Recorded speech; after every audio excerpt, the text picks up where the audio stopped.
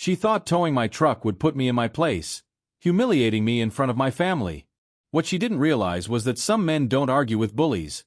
They respond in ways the entire neighborhood can't ignore. Subscribe for real stories where patience runs out and justice arrives loud, heavy, and undeniable. I came home from a routine grocery run to a driveway that felt wrong before I fully understood why. The space where my truck should have been looked empty in an unnatural way, like a missing tooth you keep touching with your tongue. Fresh tire tracks cut sharply across the gravel, leading toward the street. At the edge of my lawn stood a woman I barely knew, arms folded, posture rigid, wearing an expression that mixed satisfaction with superiority. My Honda Ridgeline was gone. Not broken down. Not borrowed. Towed. And she watched me realize it with unmistakable enjoyment. She introduced herself without warmth, announcing her role as if it were a badge of authority rather than a volunteer position. She explained my truck was an eyesore and therefore a violation. Her tone suggested this outcome had been inevitable, even deserved. I asked where my vehicle had been taken. She handed me a printed notice with rehearsed efficiency, already turning away before I finished reading. That was when she noticed the veteran parking permit still clipped inside my spare holder. She removed it deliberately, examined it briefly, and tossed it into a trash bin without hesitation or respect. That small act landed harder than the tow itself. 23 years in uniform teaches restraint, discipline, and when silence is wiser than reaction. But it also teaches you exactly when a line has been crossed. She made a comment then, quiet but sharp, implying military service didn't earn special treatment here. This was her neighborhood now. I stood there listening, feeling heat rise behind my eyes, not from anger alone but disbelief. I had followed every rule. The truck was registered, insured, clean, and parked on my own property. None of that mattered. Power, not policy, had decided my day. Getting my truck back cost more than money. The impound lot sat on the edge of town, fenced and indifferent. I paid the fee, signed the forms, and drove home in silence. Each mile felt heavier than the last. When I parked back in my driveway, the same woman watched from across the street, phone in hand, documenting my return like evidence in a case she intended to build. I realized then this wasn't enforcement. It was targeting. And it wasn't accidental. It was intentional, personal, and fueled by the confidence of someone who believed no one would challenge her authority. That evening, I spread the Homeowners Association documents across my kitchen table. Years of service taught me how to read fine print without skimming. Section by section, I reviewed vehicle rules with the same focus I once gave engineering schematics. The language was clear. Commercial vehicles used primarily for business were restricted. My truck did not qualify. It never had. I gathered proof calmly. Registration records. Insurance documents. Photographs of identical trucks in nearby driveways that had never been cited. Patterns emerged quickly. This wasn't random enforcement. It was selective, and it followed lines that were impossible to ignore once you stopped pretending not to see them. The next week confirmed my suspicions. Every morning at the same time, she cruised past my house slowly, documenting my driveway with a small camera. She measured distances, angles, even tire placement. I installed security cameras quietly, not out of paranoia, but preparation. When someone escalates, you document. That's how accountability starts. Footage accumulated quickly, showing behavior that crossed from oversight into harassment. She crawled onto my truck one morning, gravel on her clothes, inspecting like she expected to find something illegal through sheer determination. Watching it later, I felt a strange calm. She was making mistakes, and she didn't even realize it. The second tow notice arrived before the week ended. This time, the claim was improper parking and aesthetic impact. The truck hadn't moved since the last incident. I called the towing company listed. The dispatcher sounded uncomfortable, admitting the work order described an abandoned vehicle. That detail mattered. An abandoned vehicle has legal implications that simply didn't apply. Fees had increased. Storage charges accumulated daily. When I asked why, the answer was blunt. HOA calls were priority jobs. They paid extra for immediate compliance. My own association fees were funding my harassment. That realization stripped away any remaining doubt about intent or fairness.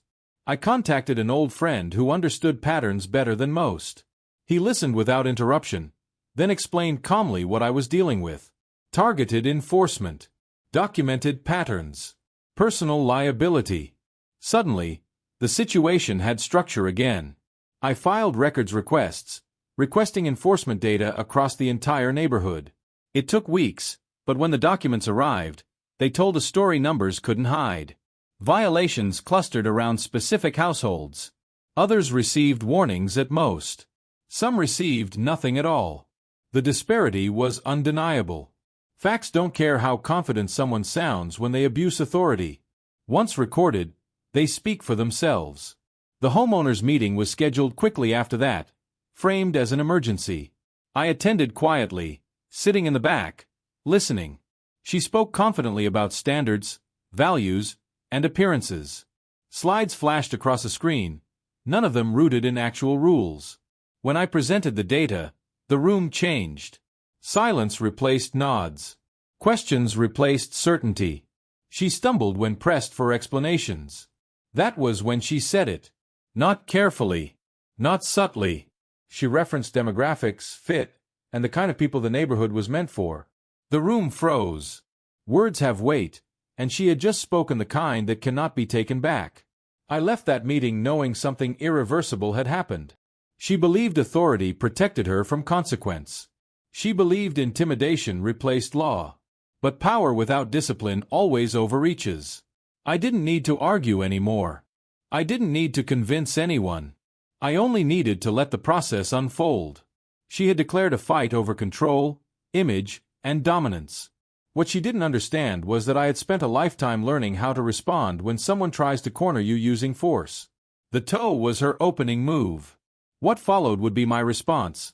Measured, legal, and impossible to ignore. The days after that meeting felt heavier, like the air itself carried tension. Nothing outward changed, yet everything underneath shifted. I noticed neighbors watching more closely, conversations stopping when I walked past, uncertainty spreading where confidence once lived. Brenda's patrols didn't stop. They intensified. She drove slower, lingered longer, photographed more aggressively. Every pass felt deliberate, meant to remind me she was still in control. I let her believe that. Years in uniform taught me that patience isn't passive. It's strategic. While she focused on visibility, I focused on structure, quietly building a record that would hold when her authority inevitably collapsed under scrutiny. I began cataloging every interaction with military precision. Dates, times, locations, actions. I compared enforcement notices line by line, highlighting inconsistencies that couldn't be explained away as oversight. Trucks identical to mine remained untouched. Others moved freely without warning. The pattern sharpened with each new entry. This wasn't about vehicles. It was about targeting masked as standards. I requested official records through public channels, knowing transparency laws existed for moments like this. The request itself rattled her. She knocked on my door that afternoon, feigning civility while warning me against causing trouble. Trouble, apparently, only counted when it challenged her. Her tone shifted quickly when politeness failed. Notices arrived citing vague violations, each one broader than the last. Aesthetic concerns. Community harmony. Undefined expectations that could be enforced selectively. That was the point. Ambiguity favors the aggressor. I responded formally every time, attaching documentation and requesting clarification. Each response forced her to either justify actions or escalate recklessly. She chose escalation.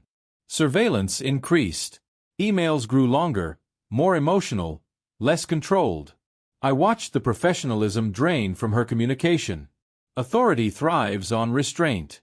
Once emotion leaks into enforcement, credibility erodes.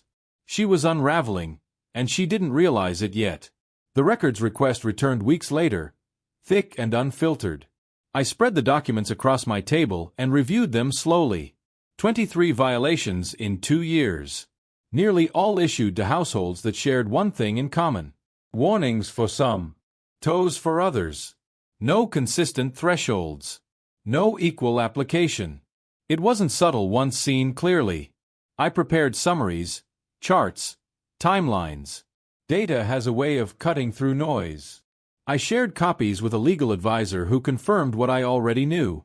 This wasn't petty enforcement. It was systemic. And systemic problems invite consequences far beyond neighborhood meetings and angry emails. Meanwhile, Brenda moved from private enforcement to public narrative. Posts appeared online referencing declining standards and unsuitable residents. The language was coded but unmistakable. Screenshots circulated quietly among neighbors who had felt her pressure before. Messages reached my phone daily, each one adding context. Stories matched patterns. Fines. Threats. Selective scrutiny. People had endured it silently, assuming resistance would make things worse. Now, evidence connected those experiences into something undeniable. When power isolates individuals, it survives. When individuals compare notes, power fractures. Brenda didn't see that happening. She still believed fear and embarrassment would keep everyone compliant and quiet. The mistake she made next was haste. Late one night, she posted publicly under her own name, abandoning anonymity. The words were raw, angry, and explicit. She complained about certain families not belonging, about preserving the character of the neighborhood. The post stayed up only minutes, but screenshots made permanence unavoidable. That moment changed everything. Discrimination crossed from implied to documented. The next morning, neighbors gathered at my house, some shaking with anger, others relieved to finally speak openly. We compared experiences. The scope widened instantly. What felt personal revealed itself as a pattern spanning years, affecting dozens, hidden behind authority and silence. Legal conversations escalated quickly after that. Civil rights violations carry weight. Housing discrimination invites federal attention. Insurance protections vanish when intent is documented. Brenda had crossed lines that couldn't be smoothed over with apologies or resignations. She responded as she always had, with denial and aggression. She blamed misunderstandings, claimed jokes, accused others of misinterpretation. None of that mattered anymore. Words recorded in context speak clearly. Evidence doesn't argue. It accumulates. While she tried to control narrative through louder statements, the foundation beneath her position cracked audibly. People stopped fearing her. Fear was the only thing that had ever sustained her authority. As pressure mounted, I continued preparing without reacting publicly. Retaliation often exposes more wrongdoing. Sure enough, sabotage followed. Nails placed near my tires. False reports filed. Claims of leaks that didn't exist. Security footage captured everything with timestamps too precise to dispute. When authorities reviewed the evidence, her credibility evaporated instantly. Attempts to influence outcomes only worsened her position. Each reckless act added another layer of accountability. She believed escalation would overwhelm me. Instead, it overwhelmed her. The system responds harshly to those who manipulate it carelessly. Control requires discipline. She had abandoned discipline the moment she assumed immunity from consequence. By the time formal investigations began, her removal from leadership was inevitable. The board fractured under pressure. Allies distanced themselves. Emergency meetings dissolved into arguments.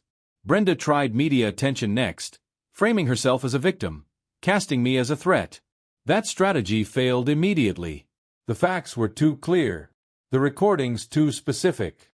Her public statements contradicted documented actions. Each interview dug her deeper. Watching it unfold felt surreal. I didn't celebrate. I observed. The outcome was no longer in my hands. It belonged to processes designed to address exactly this kind of abuse. All I had done was refuse to stay silent. Pressure works differently depending on where it's applied. Brenda applied it downward, assuming compliance. I applied it outward, letting accountability expand naturally. By the end of that month, she had lost credibility, authority, and allies. Investigations replaced warnings. Consequences replaced threats. The conflict had shifted completely. Chapter 2 wasn't about retaliation. It was about preparation meeting opportunity. She tried to humiliate me publicly.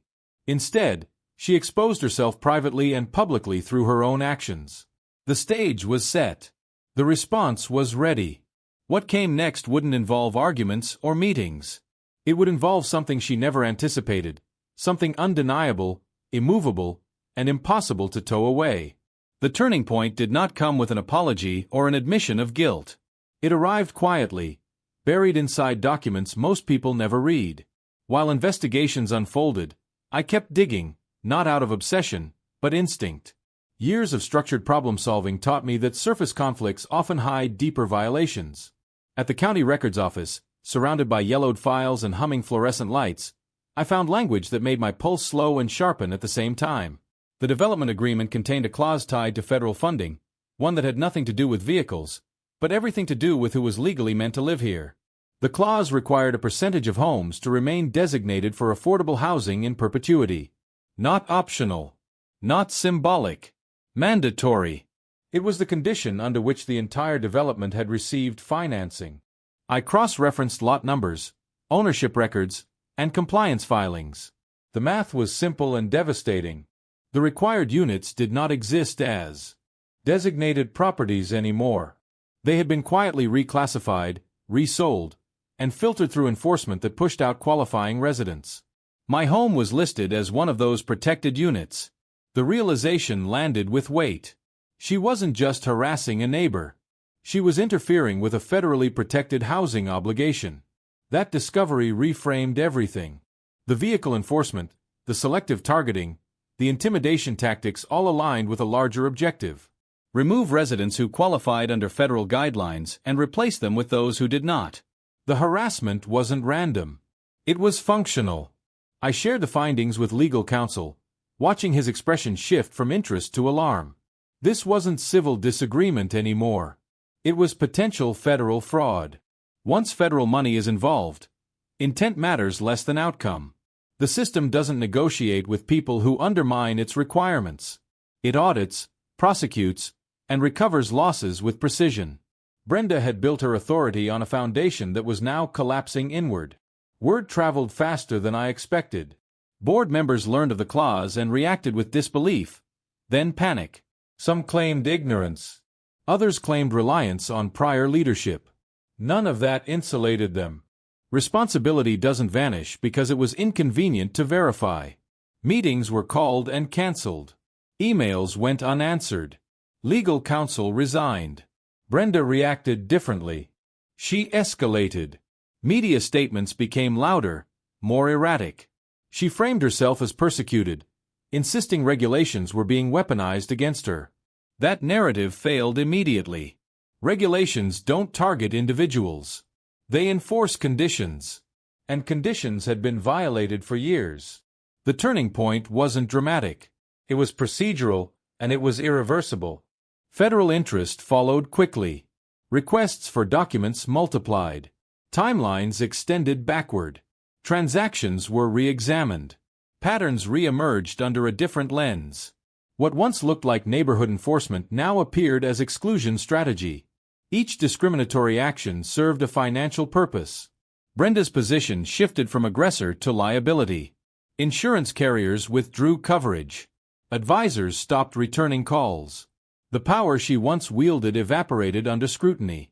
I felt no triumph, only clarity. The system was functioning as designed. It had been slow because it waits for proof. Now that proof existed, momentum carried itself forward. Nothing I said or did mattered anymore. The evidence spoke loudly enough on its own. As pressure mounted, Brenda made another mistake. She attempted to intervene directly, contacting officials involved in the review. Those communications were logged. Tone mattered. Intent mattered. Influence attempts crossed lines that cannot be uncrossed. Each action compounded consequences. Her former allies distanced themselves publicly. Meetings that once revolved around her authority now revolved around damage control. I remained absent from those discussions. This was no longer personal. It was structural correction. The neighborhood had been built on an obligation ignored for profit and comfort. The turning point forced recognition of that truth. Once recognized, enforcement followed predictably, without emotion or compromise. Neighbors reacted with a mix of relief and disbelief. Many had felt pressure but never understood its source. Seeing it mapped out changed how they viewed their own experiences. Conversations shifted from fear to accountability. Support networks formed organically.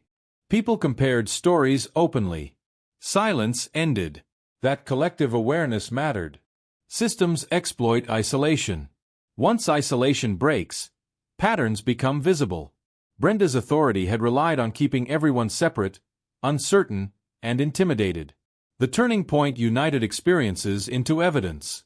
That unity mattered more than any individual complaint. It ensured the outcome wouldn't be dismissed as personal conflict.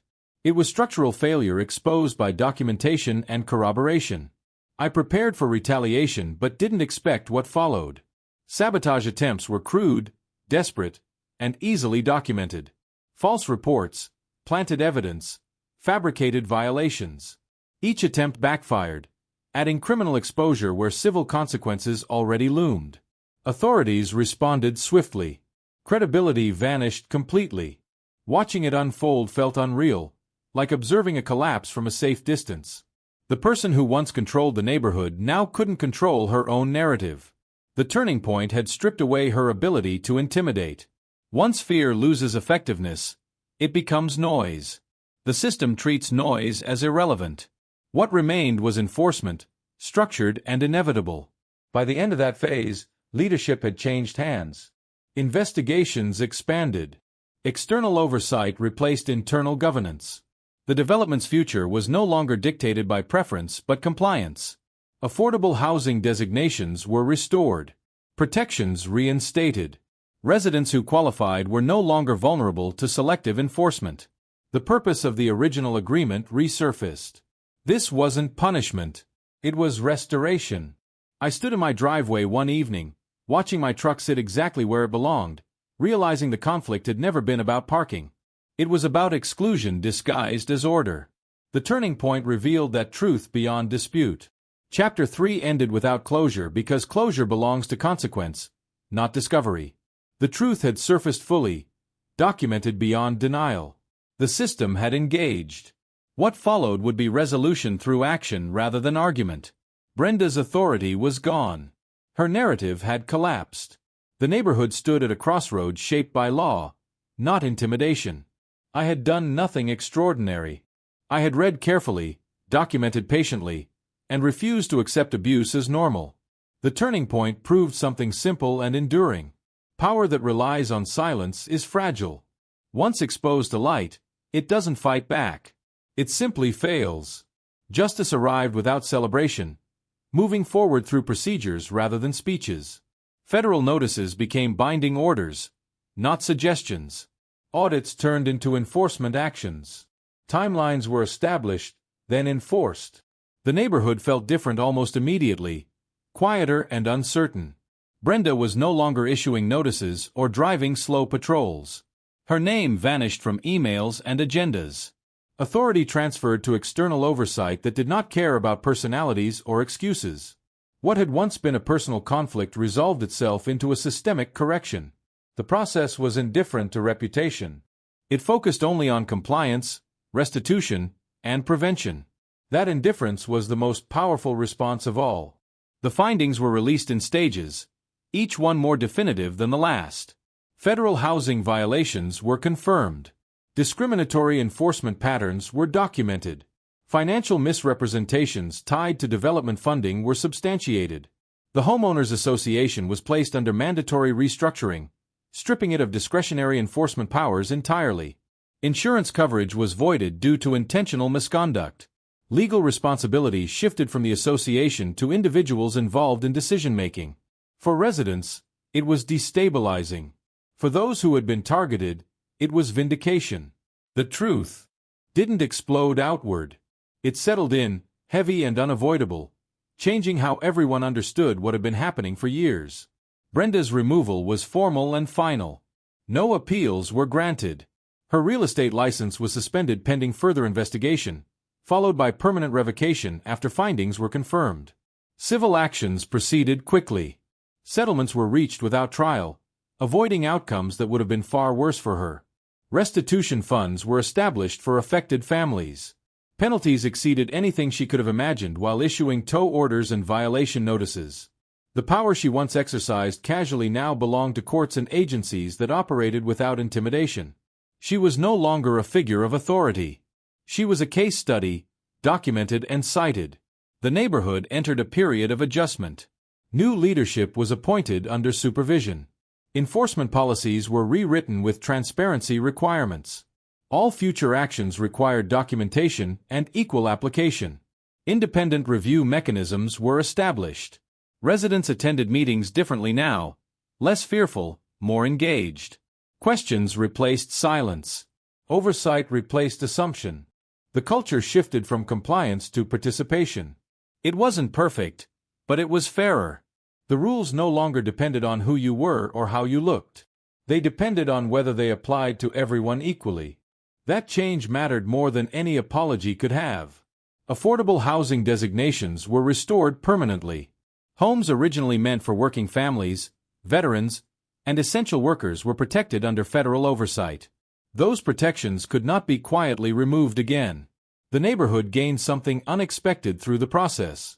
Stability replaced exclusivity. Diversity replaced uniformity. Property values did not collapse as predicted.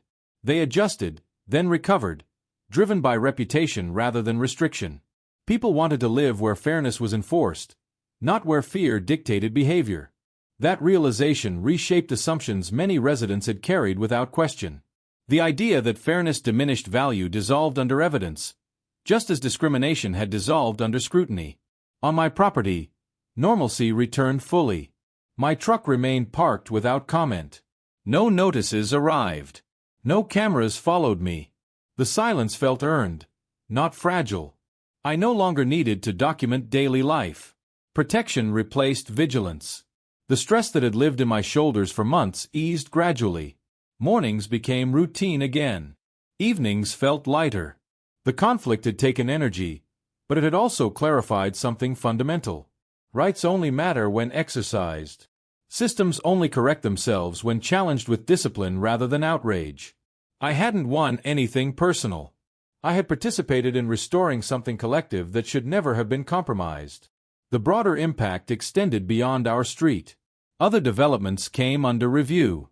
Similar patterns emerged elsewhere, leading to reforms and enforcement beyond our neighborhood. What began as a tow escalated into accountability that reached further than any of us expected. That ripple effect mattered. It meant silence had not only ended here. It had ended in places that never made headlines. People who had felt alone discovered they weren't. That recognition changed behavior quickly. Authority learned caution. Residents learned leverage. The system reminded everyone that it still worked when engaged properly. Justice, once activated, rarely confines itself to its point of origin. I watched new families move in over the following months, unloading trucks, setting up gardens, introducing themselves without apprehension. Children played freely in the street. Conversations felt easier, less guarded. The environment softened. It wasn't utopia, but it was functional. The absence of fear created space for community to exist naturally. Brenda's presence became a memory referenced only when explaining why certain safeguards now existed. Her actions ensured those safeguards would remain permanent. Ironically, her attempt to control the neighborhood resulted in a structure that prevented anyone from doing what she had done again. That permanence was the truest form of consequence. Looking back, the most striking part wasn't the escalation or the outcome. It was how ordinary the solution ultimately was. Read carefully. Document patiently. Refuse intimidation. Engage systems designed to handle abuse. There was no shortcut. No dramatic confrontation. Just persistence and clarity. Brenda believed power meant the ability to silence opposition. She was wrong. Power is the ability to withstand scrutiny. She collapsed the moment scrutiny arrived. The justice that followed didn't humiliate her publicly. It dismantled her influence methodically. The story ended quietly, the way lasting corrections often do. No more notices. No more patrols. No more selective enforcement. The neighborhood moved forward under rules that applied evenly and transparently. My driveway looked exactly as it should, occupied by a truck that had never been the problem. What began as harassment concluded as reform. Justice wasn't loud. It was thorough. It didn't restore what had been taken emotionally, but it ensured no one else would endure the same treatment again. That outcome mattered. The conflict ended not with revenge, but with alignment restored between law, community, and basic human dignity.